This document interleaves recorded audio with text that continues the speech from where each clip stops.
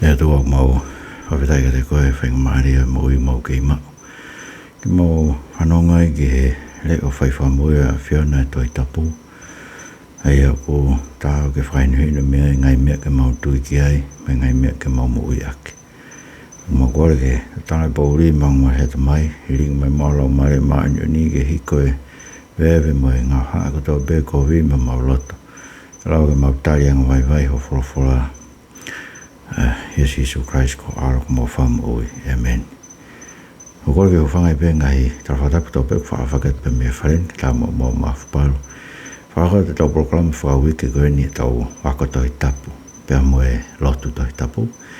Pea o te taile rei mo lotu maa whana ki mo tolu tau pe ho ik me ka inga. Tau whelo ngā ken mo ki mo tolu. Ko ki mo te o mo toke lotu ka komo siasi pe. Ko mo malanga pe ni whai atu. Pea koe ko whengai ke whaitai pea tau video tu watu. Koe ke hange pe hao mamata maho hao alu ke lotu. Ya sapa te ke tau tosi o ke ho whai whekau whai mai malanga me tunga. Pea koe wako koe te tai rei mo tolo tau pehe ko lawe I biu tolai ka kai pehe. E ahon kai ke nau te o ke lotu kau nau nofo peo whanau malanga pe. Ngai malanga koe ni umau I he wahao pe. Ko me peti ukore ke mo tolo ke tō mau peo mo toi tapu siwi a ke mau ngai malanga. Pea ke whakau mau pe ke taimi malanga maa tama pe koe ni malanga mehe tūkunga whe. E koe ngā te mau malanga I ko toa pe toi tapu kai ke pe mea koe wei mahina ke te koe. Tuna ke mahina te mo tolo koe ni koe ke nau he Westlander mai me to te si koe ke nau toi tui na toa ke toi tapu katoa. E koe toi tapu katoa koe mea tuna ke tau pe koe toi tapu tuna ke tau tui ki ai. Whaini hinu mea tau. E mea ke tau tui ki ai mea ke tau mui aki. I hanga whai o e tau lotu kai ke. Koe tau whanau mai ni he tohi puka hano tolu koe o e tohi Saame. Saame fitu tolu ke Saame walu hiwa. Tau mai ni ke Saame fitu walu pau ki paloa loa e Saame koe ni. Kai whawhita e ku whaingo fua be ke mau e ta tawhia e whakaukau. Koe aho koe na hangai he Otua koe o whekau ka mo sese ke whakataha I mai no siasi toa whakaho koe kui koe he I whakamoto koe aho e siasi. Aho koe na whetau lake mo Otua koe sainai. Pea na neo I mai nau tau koe ke nau whetau laki mo ke nau whelak mo Otua. Mo nau whelak mo Otua na ke nau sio nau tau ka atai mea. Na nau whelak pe mo Otua ne wholofola. Aia na ne wholofola ake whekau e hongo fulu. Pea ska pane hanga hiki tohi. A whekau e hongo fulu. O angega mo sese. Aia koe mea utau mao e ne wholofola tonu e ahau ni mea koe ni ko hiki tohi. E hiki tohi ne wholofola e toi tapu. Koe koe ne whinangalo e Otua e kamatanga. Koe bena ne kamata whakaukau koe. E hiki tohe no whawhawha koe ke tau tau whamanatu e ngai tau tangata ko tau pe. E kono winga ia kono I tohe toi tapu. E tau pe he koe kai ke more mo o nia e whawhawha me ko speri mei mamani o se ka bostolo he nai ia I pe toi tapu. Na tukulak mai pe toi tapu. Kai ke koe Talanoa e Saame fitu walu. Koe Talanoa ke uhinga hono ange e Otua e ne whawhawha ki hono kakai. E whawhawha ke te Talanoa mwai whaa. Ko henga kua tuke ke moako ke mo pasia ke te au. Ke moako e ho mo fanau. Ke nau pasia mo ke nau tolu ke te au. Peo komata e Saame fitu walu. He talamai te toko Talanoa be o e Otua. Ai Talanoa o tāu ke tala me tok tangata. Ke tok tangata. Ko Talanoa be o e Otua. He ko Talanoa e o e Otua. Ai wholofola. Ko Talanoa ka kato e Otua e toi tapu katoa. Ko Talanoa be ta o tāu. Ke whamanatu, me tau tangata, ke tau tangata. Ai ko vesu wa ke walu, pe Saame fitu walu kau lau atu pe. Pe hiwa ako e safe, tokanga o kakai ke lao o ko watu. Watu te ringa mai ke ngai rea a hok ngutu, kau to hok ngutu ia palo vepi. Kau po aki ani misterio mo aki taimi, ko ngai mea ko tau ngona mo ilo, pe ako whamatala mai e tau ngahi kui. E ikai te tau fufu e me tau whanau. Kai tala ke tau tangata ka hau, ai ngahi malo o si hoa, ono fuiwi, ngai ngawe whakaawha ko ne whia, he nane whakotu ia se ko pia whakamooni, pia ne tūtū ni halao isleri, ai ena ne tūtū ni ke ngai kui a tau tolu, ke nau whakailo ke nau whanau, ko ia ke ilo ia he tau tangata ka hau, ai whanau tok whaere I, ke nau tū o whamatala ke whanau a nau tolu, ka nau tū ia Elohim e nau whalala, ko I gai ngalo e ngai ngau e la Pena tau hi ngai tu tu ni ana o de nau hange ko ngai kui ana tolu. Ko tau tangata talanga ta mo pau. Ko tau tangata nai kai nga ton hono loto. Pe hono lau marie nai kai ma o ge Otua o ne nof rola ton tau eki. Fa fetai pe ge Otua. Ai mahino be ai fa matale ko ni ko pe sa fe ai ko sa fo ko pure hi vai ko te vita ko hinga ai fa kau ko ni ko lea ke whakotu te ringa mai ki ai tō tangata ko tōpe. Ko hui ka neanga tō onongo tu ka neanga puaki. Ai ngai mea ko tōpe na nau o ngona, na nau iloi. Ai ngai mea nai whakamatala mai nau ngai kui ke te nau tō. Ia, ko mea mau inga he ni ke maina te tau tōru. Ko tau whatongia o tau tōru, kono whakamatala. Ko ngai mea ko na tau mao me tau mātua. So ke tāno ko o Timote, na ne mau bea lotu me ne kui ko lois me ne whae ko iunisi. Whamatala koe apostol ko Paulau ne tau mai bea te tau tore o Timote ulaki koe lotu ko ni ne tau hine mau me ne mātua. Ia koe mea ne tūtuni hau tua ki Isleri. Ne ange ne whulawhula ke mātua ke na wako i ana whanau. Pa koe whitu bea taha ungofua ke malanga ia ka kai whewhine ko api. Ko he koe ako anga ia kou whuatu koe poto ko Solomone. Ia ako anga i api. Fotu mo tolo ka matua ngai tamai me ngai fae ke mo rea ke folofola ke mo fanau fainu ina no to ai ke ko me fotu mai ke ku tau ngo me na tau ngo na tau le ne fa matala mai tau ngai ku i ke te tau fufu ia ka te tau tala ke tau tangata ka ngai malo ai fui ai nga fa fo si ho ngai me ne fuku ia se ko e fuku mo ni ko ngai o ai Otua nai whaia i Isleri. Pea hiki tohi e te rapu. Pea whake ni hia nai winga pe ngai mea koe niki ngata pe ngai kuanga whai historia koe kau i kai. He koe wholowhola mo ui e nai whakamanawa i ke rea ke tok tangata ko totu. Winga whakamanawa i. Kono whakamo ui e wholowhola koe ni koe wholowhola mo ui nai wholowhola ke Otua. O hiki tohi e kau tangata na nau hanga hiki tohi toi tapu. He ngai whotunga tohi ke he pea. Te vita e koe tangata whaumau. Mo sese koe tangata e lao, Paulau ka tangata whai tohi. Mati ui pa mo sione koe ongo tangata whako spei. E ne kau profita, whotunga ke pea. Ka koe mea rea ke Otua, pe manawa mai Otua, pe ako mo uia. Kono ui ngai uke i rea i pe toi tapu i ahon. Wange toi tapu e ko e peri. Ko he ke tohi e maa oni oni. Ko Otua pe ne whai, whafau mai kau tangata maa oni oni. Pau kei rea neong ko mate kau tangata ia. Mana na uhinga pe kau tangata ia ke pe, ke whamanatu ke tau tangata ko toa pe. Ai ngai mea na, ko tau whatongia ia tau tore tau tangata koe ni. Ke tau tō o whamatala ke tau whanau a tau tolu.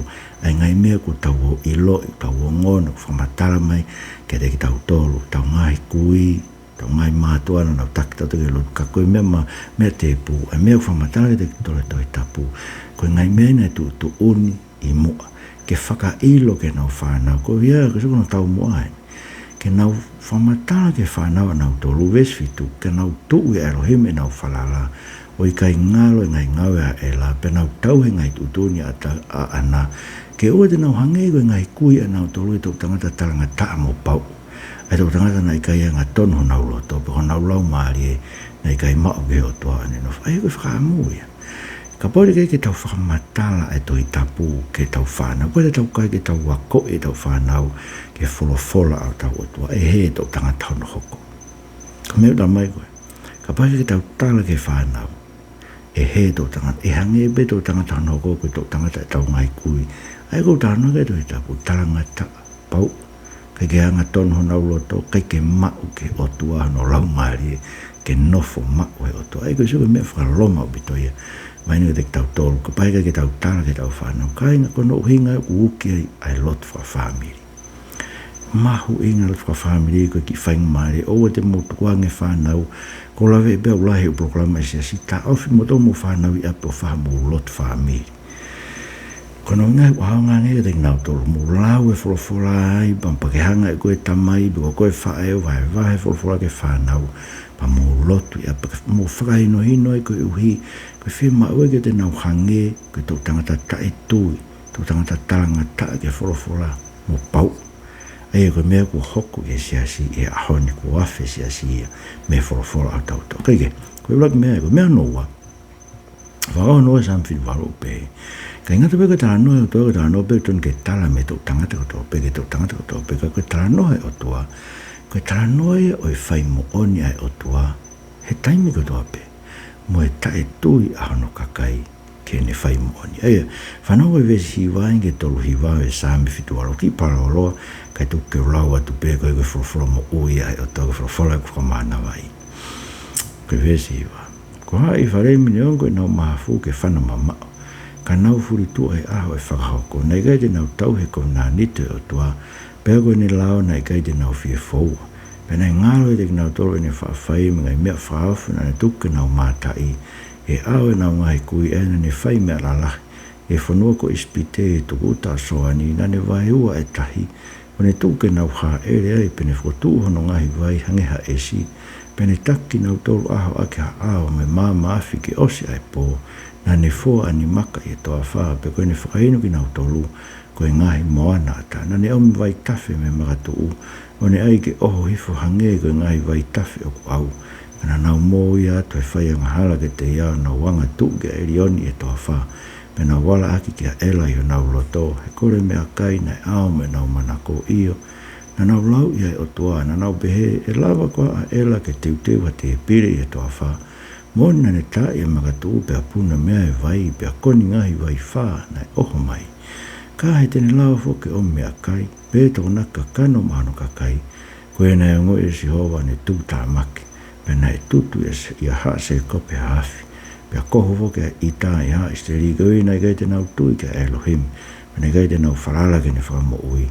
Pene whairu tōni ke ngai aoi o lungo, e ngai mata pāo langina le whakaawa, e whakauhaifu ke te nau tolo e mana manau mea kai iyo, tene ange manau tolo e koane o langi, koe maa maa lungana nau kai kotoa, tane ange hanau mea kai ke maa kona, ne whakafononga i matangi hake i e langi, pene whakaangi matangi tonga ake no mafi, pene whakauha ke te nau tolo e kakano ange hae fu iyo, hange koe one matatahi e manu kapakau, pene whakatoa ia ki roto tonga o nau aptanga o takatakai ki o nau ngai no whanga koe na nau kai o maa kona au pito he kone omi ke te nau tolu nau manako ko te eki lahi ene wowo kei i o nau ngutu ai kakano mai kohua ke te nau tolu ai ita Elohimi pene tāma te ia nau kausino lalahi mo ne tulaki e kau molu malu o isteri ka neongo ia kotoa ka nau whai atu e nau wanga halao i kai te nau tui ke ne ngai ngai mana ko ina ne ngahi ke osio na ngahi aho hangeha hoi,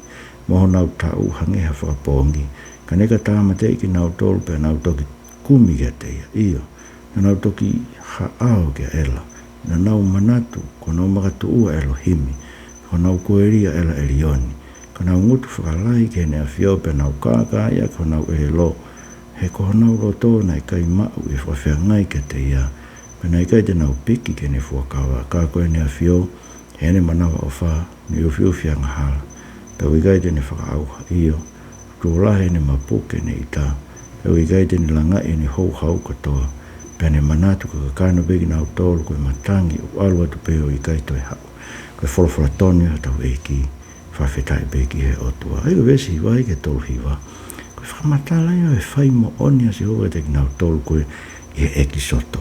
Whanoko ispite na ne hanga vai ua e tahi au kamata me nau whanonga koe tahi kula nau whanonga mai e bane taki aki nau tolo e pou ao he aho pou mama he pou uri fōa e maka he toa wha ominga i vai tawhi maka tuu vesta fitu kana nau mō ia te whaianga hala ke te au nau wanga tuu ke arioni he toa wha pana wala aki ka ela no siri hana nau pehe suka nau mea nau kore mea kai me nau mana, kena nau lau ia tō nau pe, e lawa koe e ela ke teu ha te e pire tō, se ke nau tae tui.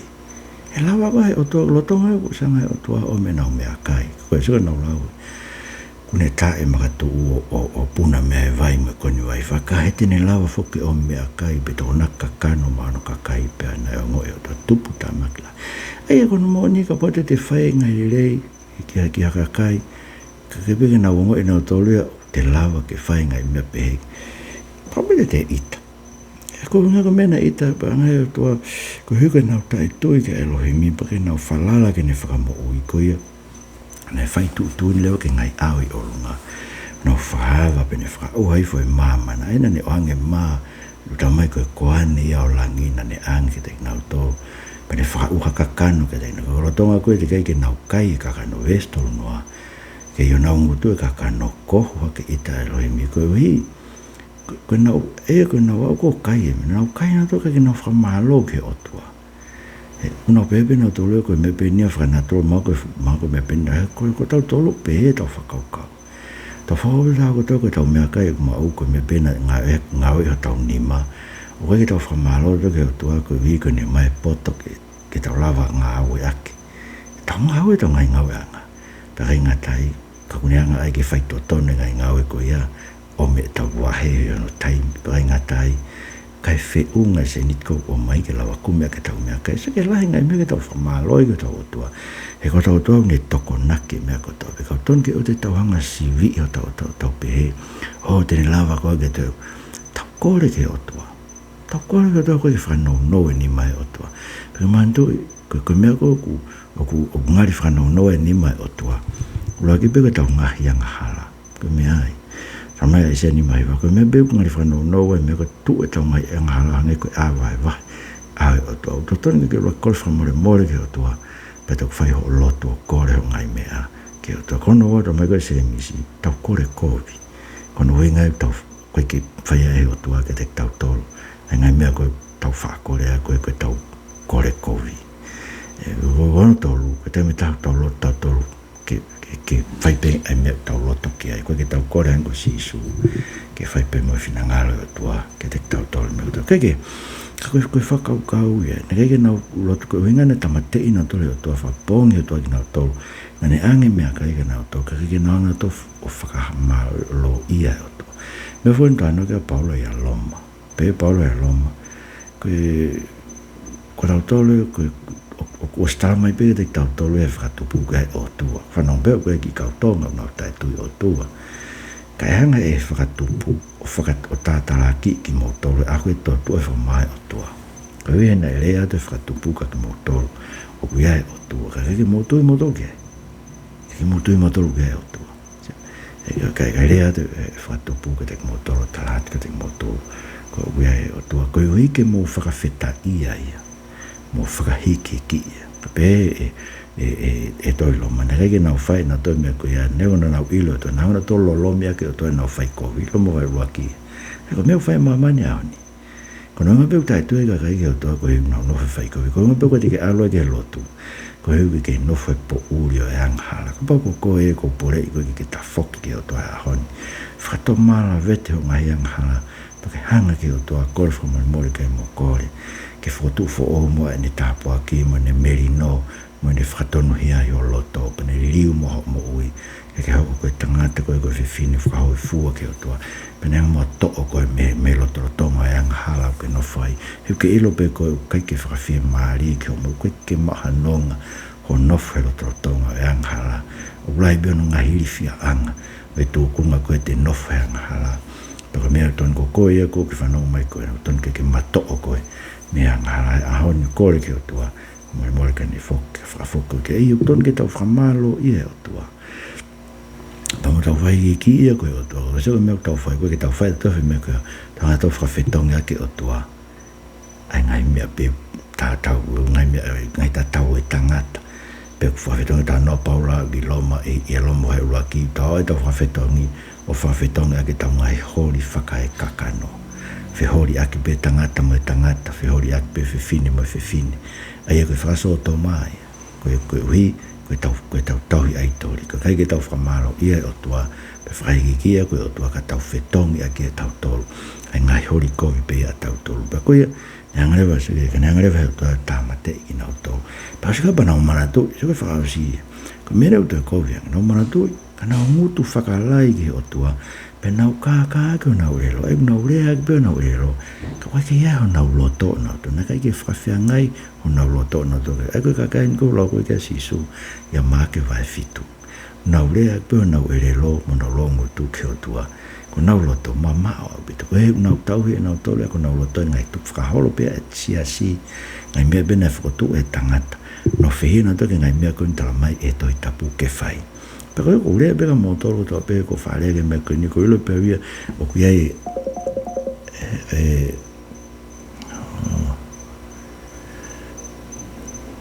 ko e pe fukakai ki mo tolo o ku noho e nau mo ui i ngai mea pehe o mo hanga whai kai ngai mea runu ko whalege me toi tapu ai maranga e whiwhine e whasoto ma e ke ai uwhi ulu e kai whiwhine toton ke ai uwhi ulu kai mo whai kai tato kua ko ngai mea pehe kuonga ki mua eke sai venga ngai mea ko lava e lava bege ai ngai mea ko e ke riu e mo ui ko mea ko lota ko kore ke riu mo ai mo ui o mo le tau whai pe lotu whakatu asino be ka ke riu ua ike o whakata pe lotu mo e whai kovi o te tau mea ngau e aki pe o tua ko mena nau whai ko nau ngutu whakalai ke o tua nau lea aki pe nau tolo ai o tua ka keike nau tui ke o tua ai ko mi kakai e kou kakai e ko nau ere lope ai o tua ko nau loto nai kai mau i whakawhea ngai ke te ia ko mea mau inga apito e ke mau o tau loto whakawhea ngai ke tau o tua ai mea koko mai o tua ke te tau tau u whi mau e ke tau whakawhea ngai loto toa ke o tua ene i ene wholowhola he ahoni he kua wheka kai ta mai maa mo ngai ta tau pe koe mo toi molo mona ta tai mai he mea koe uiai e nau tohi e nau tohu o ke ngai mea hoi ka kai me ngai mea ke i ahoni ke tau tui ke ai pa ko mea ko mea ko ka ia ke ere lo e tua loto ke pelo ngutu kai tau he ai ngai tu whaholo e tangat whaholo molo mona tu whaholo pe ue siriana tu whaholo pe ia na whau be tau tolo ngai mea bena tau whakau kau iake na kai ke o tau puli ake tau toi ngai mea koe ai koe toi tau psike ka koe ne awhio vestol walu ia i ene manawa o whau ne whianga hala pa koe tene whakaauha o tu lahe ne mapoke ne ita e taulanga ene hou hau kau ne manatu koe kakano me tau tau kumbe tau whakawhetai tau whawhetai lahe o wita piri ke o tua koe ui maino ke te tau tolu koe o tua neongo e tau whaiko pehe whau neongo e tau whakalai ke koe hinga peo koe ke hanga he o tua whakaauha ki tau tole ahoni u whau kau tu mo unga pe ngai sia se taria whakasoto maa whai e maranga e whiwhine unau ke tu mo hano hinga koe manawa ofa pe o tau o kune whakatokanga pe ki tau tolu eke ngai mea hoko he mo ui me whakatokangi tau tolu ke tau whakatomala ta foke te ia te tau auha ko tau pe hange ko ka kai hoke ngai whainga ta ke tau whanong pe ai ako tau pe he une uwhi tau ngāla kai ke whai ai pe o tai ngata ia be a haere mai e koe whakamau ia oi mo ui me mate kono tolu Koe Talanoa e Otua Koe Talanoa e whakahai e Otua hono mālohi aki ene whakamo ui ono ka kai angahala wes whanoa ki ono wha Saame fitu walu whanong pe kaulawa tono tuofia nai naulanga e nei tae toa wha ina whaka i gene a whio e lala pena o tō wala aki a ela pe koe tāpo hao islerina nau whakangatangata nei kai te nau manatu no ni ma e taimina ne huhu i egi nau tolu me whaingataa ene tuku ene ngai whakailonga i ispite mo ene ngai mea whakafo e tuku ta soani pene ririu ke toto nau ngai fuwai koe nei kai te nau lawa ke inu mea nau ngai waitaki ngare tuku atu ki hae mongo monga ne keina ki nau tolu mo e whanga poto na whakaua ki nau tolu pene tuku e tupu e nau ngowe ke unu whe mo mea unau kakawa ai ki he nane tāma te nau waine ake ua maka mo nau ngai fusuka mino ake tauwha maka ka whakawha pene tuku wange e mata e nau monu manu ke whaitiriha e ua maka pene nau tākanga i ki ke uha uila tā mena ne tuwangi nau tolo ai ka kaha ene i tā hono mahua mono fiho mono haa me vete ange haka u angelo o me mala na ne tofa hala ke ne tuk tāmaki nei kai tene mama i me mate nau mo ui ka ne tuku e mak whakaua ke whaiteri hai pene tā i ka toi ka uropo au ispite ai fua tapu o nau iwi ngai te niti o hami e pene whakafononga hangeha sipi ka kai ana ne taki e toa wha hangeha tākanga iyo na ne taki whakatau kei pene kai te nau iri fia ka honau ngai whirine ufki nau tau e tahina pene au taki nau tau ke no wheitu tapu e mō ngani ko whakatau e no nima to matau pene ka pusi me o nau ao ani pure anga pene fua talo ake haafa mo nau tofi haafo ma nau tofi pene tuku ngai matakari Israeli ke nofu e nau teniti kana wala ake mo anga tu ke Elohim Elioni pene gaide nau tauhi ni ngai whamoni kana nau holo mui mo ka nge ko nau ngai kui ilo nge ko nau hangake wange akau whanaloi pe nau whaka ita ia ake nau ngai esi pe nau whakafua a ia ake nau ngai imisi whanonga Elohim ke ni italahi pene mātua ke whariria ki Israeli pero ta pane kare sa ilona nili ake si teniti kone whakotui e lotolotonga e kakai pene tuku no malo inga ke avipua pula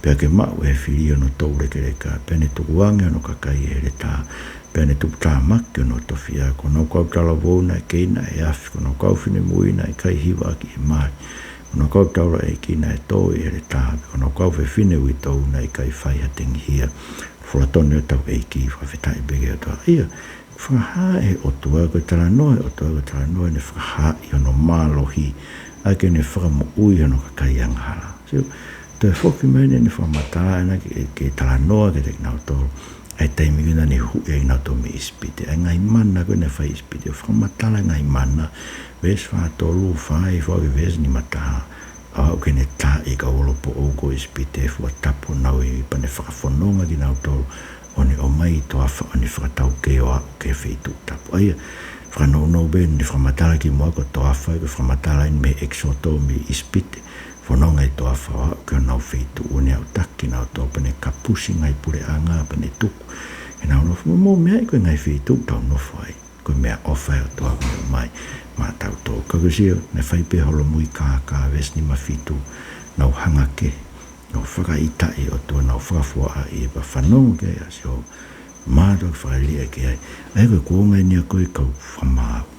E anga whakaauhano tāpa ne ka reisa e sailo li ake ono teniti tuku no mālo hinga ke ave po pula no ka kaiga nau ngai while kuonga kau whamau. Koe nau kau tala wau na tutu ake afi kai ke mari nau kau whine mui kau tala e ki na toe le tākau e whine ui tau na kai whai hata o tengi na nau tōgina. Ai, na hanga o tō tuanga no ka kai whakapomo ilo.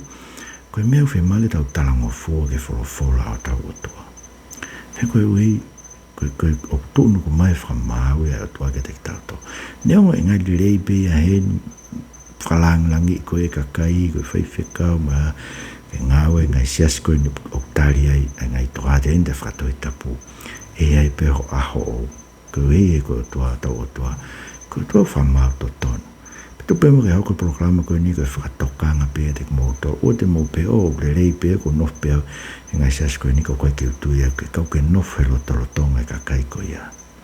O ke pou ka nau tau ke ripa anga. Ngai whetu kai ke koe ngai mea tau rea mau pe ki ai. Koe ke rot ke toi whaka. Ka te tau whakao se pe ai samfitu walu e whakau koe ni. Koe Talanoa o Otua. Koe Talanoa e ne whakotu ono potu tapu ma te vita. Koe tau e ono kakai, aia koe vesi e ono ni mai e ke fitu wau, e sam fitu walu pe. Toki ofa ato nai hange hatana e mohe, hange hato au kaila e ne inu ai ne, pene tā e ono ngai whiri mei tua, na ne ai hana o manuki a ngata e ngata. Peko te niti o si whana ne whariria ki ai, i kai te ne whiri matakari o e whare mi, ka ne whiri pēa matakari o si uta, monga sa ione na ne manakoa, pene langa no potu tapu ke hange ko olongana, hange koe whanua ko ne aige mau ruta ta ingata, na ne whiri whaka te vita ko ne tamau eiki, o ne to o ia me ngai loto asipi, na ne o mia me mui ke sipi tau tama, ke tau e ke hase e kope ko kakai a ana, pia ki a Israeli kono tofia, koe na ne tau i nau tolu, o tau mai hau hano loto, o ne taki ki nau tolu a kono nima poto, wholofola toni o tau eiki, whawhetai pegi atua, aia, koe pure anga ni Talanoa ni whaosa ki ni pure Talanoa pure anga o toa ni whakotu a te evita. Koe whakotu e potu tapu o te evita. Ia, ko saione, potu tapu o te evita na whio e si hova, na egi te niti koe na tuku ai e pua e whakava. Koe kuonga pia ta historia Israeli na e mawa he pua e whakava, no fwe mo te evita i monga saione. Kai whai pe, ai pe laulau ke si hova ai i e mounga koe ki pēa, e na kei whai pē ki pēa, e tēnit whetau lake anga. Kai ke, e oi ngana whakatu o te wita wantamai, na kei ne whiri a so sifana, ne whareria ai ko isi leiri, ma te whakana ma vai ue pure anga, koe anga hala e kakai, no whafisinga e ka te wita mono hako.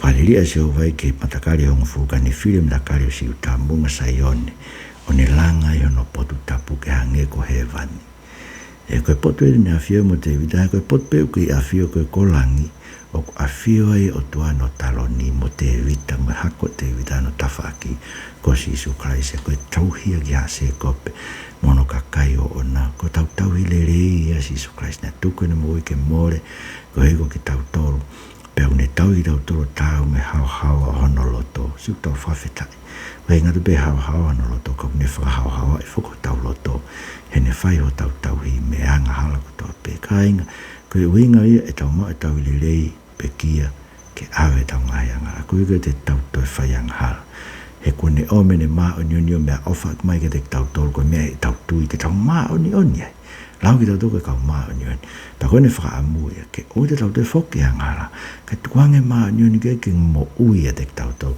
he koe tau tui koe ke iko si Isu Kraise mo ui ngā ui kone liu e tau mo ui pa kone whai o tau tau e koe mea maa winga tala ke whanau e wholofora e Otua koe talanoa e Otua koe talanoa e Otua ni whai mo oni whai anga hala no kakai koe talanoa no fu mafi ko whai kono whakamo ui ki tau toi ka wanga hala koe talanoa o ne whakotua te vita whakotua no potu tapu koe wheitu ue e whai e ne tau e no kakai eia koe talanoa koe nsam fitu walu koe talanoa ia mei ispite ke pure anga e Otua mei he ispite o anga hala ke tau kau ke pure anga e Otua ai ko pure asi Isu koe hako te vita koe puranga tae ngata i tau kau ki e tau tui ki e ko si Isu Kraise pe koe puranga i tau amna ke tau nofo e he tau mate koe hei ko whamaa ke tau tolu hawa i no tata ke tau mo he wani pe koe puranga e te tau nofo e ka hoko mai e whakafu o e mea kotoa pe te whokma e ko si Isu Kraise ke whakaauha mama koe ni